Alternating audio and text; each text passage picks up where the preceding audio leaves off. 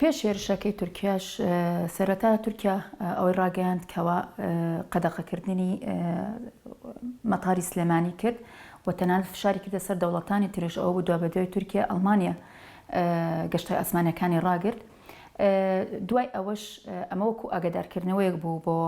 هەرێمی کوردستان بە تایبەتی زۆنی سەوز. دوای ئەوەش کە هێرشەکەی ئەنجامدا ئەمەش بۆ ئەوە ئەگەڕێتەوە کەوا وەک بینیمان هەڵوێستێکی نەتەوەی هەبوو بە تایبەتی لە زۆنی سەوز و لەلایەن یەنەکەوە. ئەمەش کاردانەوەی هەبوو بۆ سەر تورکیا.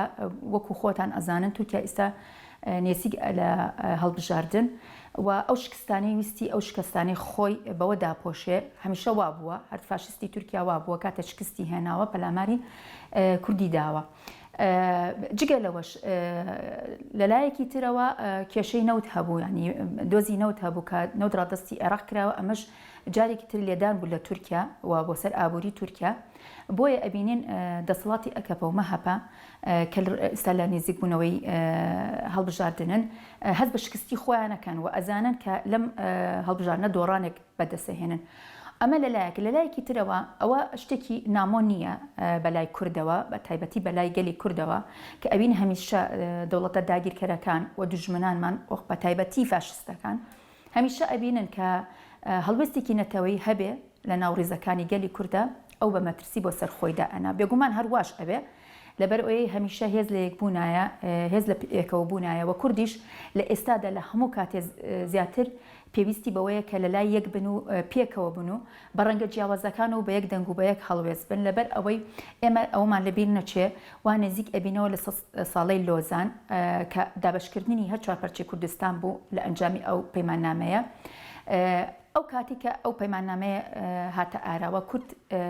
لە پێگەیەکی زۆر لاوازا بوو، بەڵام ئێستا بە پێچەوانە کورد ساحب هێزە، ساحب ڕۆژەیە، ساحب هێزێکی کەوا هەرگیز ملکەج نەبووە بۆ هیچ داگیرکەرێک تا ئێستا لە بەرەکانی تێکۆشان و خەباتایە لە پێناوی ئازادی و پێکەوە بوونە. ئەمەش بێگومان بۆ بەرامبەر بە تورکیا دەوڵەتی تورکیا، دەوڵەتی فاشستی تورکیا جێگەی نیگەرانی ئەبێ. بۆیە کارداوانەوەکانیان بەم شێوازە بوو و بە تایبەتی بۆچی بۆ سەر مەتاری سلێمانی بوو ئەوە بوو لە ڕێککەوتنێکایە کە مەزلوم کۆبانی هات بۆ سلێمانی کە لە پرۆژەکان ئەوەی ڕوبەڕووبوونەوەی داعشە بە هەماهەنگی لەگەڵ دژە تیرۆری ئێرە و هەروەها لە ژێر چاودێری ئەمریکاشا بوو. هەرچەند ئەمریکا پێشتریش ئاگاداریدا بە تورکیا کە هیچ هەڵوێستێکی نامۆ نەنوێنێ و هەڵوێستێکی فاشستی نەنوێنێ، بەڵام تورکیا بێ گوێدانەدانەی ئاگادارکردنەوەکانی ئەمریکا ئەو هێرشەکەی خۆی ئەنجامدا. هێرشی تورکیا بۆ سەر فڕۆکانی خانەی سلێمانی بەڕاستی هێرشکردنە بۆ سەر چۆن بڵێ سەروەری خاکی کوردستان و بە تایبەتی سەروەری خاکی عێراق. ئەمە بیرمان نەچێت کە کوردستانیش بەشێکە لە عێراق دەبوایە، ینی عێراقیش هەڵوێستی هەبوایە بەرامبەر بەم هێرشەی تورکیا. بەڵام ئەوەی لای ئێمە دڵخۆشی بۆ ئەو بوو هێزە لایەنەکانی کورد کە لێرە هەمویان پێکەوە هەڵوێستیان هەبوو جگە لە لایەنی سیاسی پارتی دموکراتی کوردستان کە ئەوە بوو هیچ هەڵوێستێکی نەنوان جگە لەوەی هەڵوێستی نەنوان، بەڵکو لە ڕێی وتەبێژی حکومە کەسەر بەو حزبەیە پاساوی ئەهێناوە بۆ هێرشەکەی تورکیا بەداخەوە. ینی ئەمە بەڕاستی جێی نیگەرانی بوو، چاوەڕێی شتێکی واش هەر ئەکرا لیان لەبەر ئەوەمان لەبیر نەچێ هەمیشە ئەو حزبە پشتی بە تورکیا بەستووە، پشتی لە گەلەکەی خۆی کردووە. ئەمەش بەڕاستی مەترسێکی خراپە بە سەر حزبەکەی. ئەمە مەترسی نییە بۆ سەر گەلی کورد، ئەوە بزانە گەلی کورد هەمیشە بۆ خۆی ئەزانێ کە لە چ کاتێکە بە پرچی داگیرکەران بداتەوە. و ئەم هەڵوێستەی گەلی کورد لە باشووری کوردستان بە تایبەتی لایەنە سیاسەکان بەگشتی کە بینیمان پێکەوە ڕژانە سەر شەقام و نەڕزایی خۆیان دەربڕیشان بەشانی یەکتری بەرامبەر بەو هێرشانەی تورکیا دڵخۆشیەک بوو بۆ ینی بۆ هەموو تاکێکی کورد، هەموو کە ئازادی خوازێک کە لە ناو باشووری کوردستانن. بەداخەوەی مە هەمیشە ئەڵێن باشووری کوردستان کە ئەو ئازادی کە و ئەو قواری کە ئێستا هەیە لە باشووری کوردستان ئەبوایە ئێستا ببوایەتە هاوکاری بۆ هەموو بەشەکانی تری پارچەکانی تری کوردستان.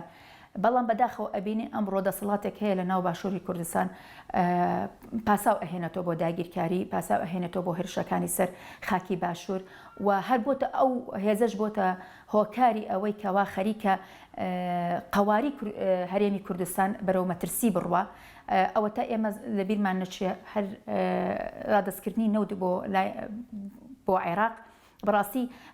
بەداخەوە بینیمان خەڵکان دڵیان خۆش بوو، بەڵام خەڵکان ئەزانین خەڵکی گەلی کوردستان بن لە باشوور کە و دڵخۆشەی لە ناچاریە بوو ئەگینا دەستکەوتێ بوو بۆ کورد کەوا ئابوورێکی سربەخۆی هەبێ، بەڵام بەداخەوە بەهۆی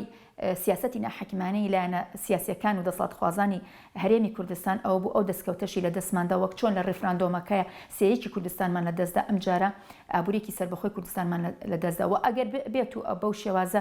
ئەو سیاسەتیان بەردەوام بێ دڵنیام قەواری هەرێمی کوردستانش لە مەترسیە ئەبێت و بەرەو ڕووی مەترسی ئەبێتەوە. بۆ هێرشەکانی تورکیا ئەمە یەکەم جاری نەبوو. تورکیا ئەبینین لە ساڵانی پێشوە لە شرکێشێکی بەبەرچاو هەموو جیهانەوە بۆ سەر هەرێمی کوردستان کردووە بە بیانووی بێمانە و نەک هەر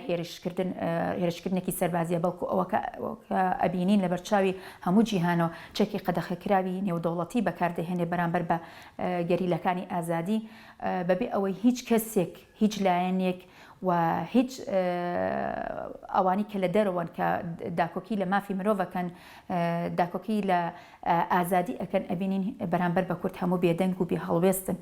ئەمەش ئەگەڕێتەوە بۆ ئەوەی کە ئێمە پێمان ئەڵێ بە گەلی کورد ئەڵێ ئێمە دەبێت خۆمان خاوەندارەتی لە خۆمان بکەین، نابێت چاوەڕێی هیچ هێز و دەسەڵاتێک و لایەنێکی دەرەکی بکەین. هێزی خۆمان پێکەوە بوونی خۆمان چارەسەرە بۆ ئەو کێشانی کە بۆیان دروست کردوین. ئەگە بمانەوە هەر چواربەشەکەی کوردستان یەک بخۆین، ئەگە بمانەوێ لە هەر چواربەشی کوردستان کورد ئازاد بێ و نەتەوە گەلەکەی لەسەر خاکەکەی ئازاد بێ ئەبێ ئێمە یەک هەڵوێست و یەکدەنگ بین بە هەموو ڕەنگەکانەوە. بەڵام بەداخەوە کەوتە ئەبینین هێزێکی سیاسی وابەستەی داگیرکاری بووە. ئەو داگیرکاریە ئەیەوێ هەموو هێزەکانی ناو کوردستان لە هەر چوارپارچی کوردستان وابەستەی خۆی بکە. بۆیە ئەبینین کە هەر کاتێک هەڵوێستێکی نەتەوەی ئەبێ بەلامانەوە نامۆنیە کە ئەم هێرشانە بکرێتە سەر خاکەکەمان و بۆ بەتایبەتی ئەوها بەبەرچاوی هەموو لایەکەوە بۆ ناو شوێنێکی استراتیژی وەکو فڕۆکەخانە کەوا ینی فڕۆکەخانە شوێنێکی ئەوەندە ئاسان نییە تۆ دەستبەری بۆیە ئەمەش ئەو پەڕی چۆن بڵێ بێشەرمی ئەو وڵاتە داگیرکاریە کە بۆ سەر سەروەری خاکی عێراق و بەتایبەتی خاکی کوردستان ئەیهێنێ و بۆ هەمیشە ئەشبینین ینی بە ئاشکرا کە دەوڵەتی داگیرکاری تورکیا چاوی بڕێتە سەر سلێمانی لەبەر ئەبینێ خەڵکی سلێمانی لەوەتی هەیە ینی بە درێژای مێژوو ئەگە بگرێنەوە بۆ مێژووی سلێمانی ئەبینین خەڵکێکی ئازادی خوازە، خەڵکێکی ڕۆشنبیرە، خەڵکێکی هیچ کاتێک ملکەتی دەسەڵات نەبووە. هەر لە سەردەمی بەعسەوە کە هەمیشە بەعس چاوی لەسەر شاری سلێمانی بۆ لەبەر ئەوەی خەڵکەکەی هەمیشە بەرپەرچی ڕژێمی بەعسی داوەتەوە، بەرپەرچی دەسەڵاتی بەعسی داوەتەوە. ئەمڕۆژ ئەوە تا ئەبینین هەموو چالاکیەکان کە دژی بە داگیرکاری ئەکرێ دژ بە حتا بە دەسەڵاتی ناوخۆی گەلی کوردی شەکرێ بەرامبەر بەو پێشەلکاریان کە بەرامبەر خەڵکی هاوڵاتی کورد ئەکرێ ئەبینین سەرچاوەکەی لە سلێمانیەوە هەڵەدا و بە ئازادانە و هەروە بێتەوە بە چاونەترسانە خەڵکی سلێمانی ئەچێتە سەر شەقامانە ڕزایی خۆی دەرئەبڕێ. ئەمەش بێگومان مەترسی ئەبێ بۆ سەر داگیرکاری وەک هەر ڕێبەر ئاپۆش ئەڵێ ئێمە ئەگەر چوار شاری وەکو سلێمانیمان هەبێ هیچ داگیرکاری ناتوانێت پەرکێکی ناو خاکی کوردستان و نەک ئەوەش هەر کوردستان ئازاد ئەبێ. ئەمەش خۆی پەیامێکە بۆ دوژمنان کەوا ئێمە گەلێکی ئازادی خوازین، گەلێکین هەمیشە داگاکەین لە مافی خۆمانەکەین بەلای دوژمنانیشەوە بێگومان ئەبینە هۆکاری بەردەم هێرشەکانی دوژمنان. دوو لایەنی کوردی کە پێکەوە ئەیانەبێ دژ بە هێرشەکانی داعش و دژ بە تیرۆریستی داعش ڕائەوەستن کە داعشی سەرچاوەکەی خۆمان نازانی هەل لایەن داگیرکەرانەوە دروست بووە. بێگومان ئەمە ئەبێتە مەترسی بۆ سەران. بۆیە هەمیشە لە هەر شوێنێک دوژمنت کە بینی تۆ یەک ڕیزی و یەک هەڵوێستی زۆر ئەبێ بە ئاسایی دابینە کێرەشەکانی ئەکاتە سەرمان، چکم ئەبێ هەمیشە ئەوە چاوەڕانی ئەوە لە دوژمنەکە خۆ چاوەڕانی دەستخۆشی لە دوژمن ناکەیت. ژنان پێشەنگایەتی کۆمەلگا ئەکەن، بۆیە هەمیشە کە ژنان شۆڕش هەڵەگیرسێنن ئەو کاتە دوژمن سوور ئەزانێت کە ئەم شۆڕشە سەرکەوتوو ئەبێت، چکم ژن پێشەنگایەتی ئەکە. لەبەرەوەی ژن هەر خۆی بوونەوەرێکەوە دروست بووە کە دەست بە هەر کارێکەوە بدا بە زۆر بە دڵسۆزی ئەدا و پێش ئەوی دەست بە کارەکەشە بدا پێشببینی هەموو شتێک ئەک بووە بێوێرانە دێتە بەردەم مەدان و خەبات و تێکۆشانی خۆیەکە و هەروەک بەڕێز ئاپە و توێتی شۆڕشی باشوور شۆڕشی ژنە و تایبەتی ئیستاش کە ئەبین ئەم جمجۆڵێکە لە باشوور هەیە و بە تایبەتی کاردانەوەی شۆڕشی ژنجیان ئازادی لە ڕۆژهەڵاتی کوردستانیشە هەمان شێوە کاردانەوەیکی تری هەبوو بۆ سەر هەر سێ پارچەی کوردستان و نەک هەر سێ پارچەی کوردستان بە ئەوە نەڵێن تەنها لە چوارچەوەی هەر چوار پارچە بەشەکەی کوردستان بڵێن بەڵکو کاردانەوەی شۆڕشی ژنجیان ئازادی کاردانەوەی هەبوو بۆ هەموو جیهان لە هەموو جیهانە کەوتە بەرباس و لێکۆڵینەوە بۆیە بێگومان کە ئیستاکانە ترسی ئەوەی ئەبێ کە ئەو دروشمەی کە ئەڵێ شۆڕشی باشوور شۆڕشی ژنانە بێتە ئاراوە بۆیە کە کاتێک کە هاتە ئاراوە هیچ هێزێک ناتوانێت بەرپەرچی بداتەوە و بەرامبەری بۆسێ بۆیە ئەمیش هەمیشە ئەکە ئەبینی هێرشە کاتە سەر ژنان هەر نەک هەر کۆی ژنان ئەو تا ئەبینی هەر ژنێکی پێشەنگ لە ناو باشووری کوردستان دێتە ئاراوە ئەوە تا خۆیان داگیرکەران و کۆیلەکانیان و خاکفرۆشەکانی کوردستان ئەکەونە پرۆپاگەندەی بڵاوکردنەوەی پرۆپاگەندە بۆ سەر ئەو ژنە تێکۆشەرە ژنێکی تۆکەشۆر بێن ژنێکی چاونەترسێ بێت بەرامبەر بە دەسەڵاتی ناوخۆ بێ خۆ دەسەڵاتی داگیرکاری بۆسێتەوە ئەو پرۆپاگەندەی بۆ دروست ئەەکە بەڵام زۆر خەیاڵان خاوە کورد زۆر لەوە وشیارترە گەلانی ئازادی خواست زۆر لەوە وشیارترن کە بکەونە داوی